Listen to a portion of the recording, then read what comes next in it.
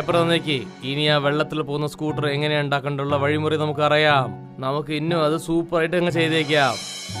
രവി രാജു രണ്ടുപേരും ചേർന്ന് സ്കൂട്ടർ ഉണ്ടാക്കാൻ തുടങ്ങി.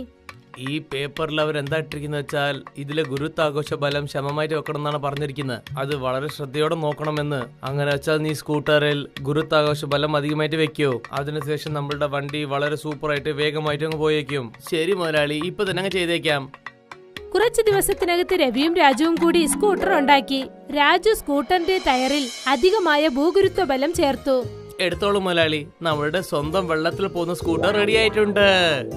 മുതലാളി വരൂ, നമുക്കിത് ഓട്ടി നോക്കാം. ഓട്ടിക്കാം രാജു, ഓട്ടിക്കാം. കുറച്ച് ക്ഷമയോടെ നിൽക്കണം.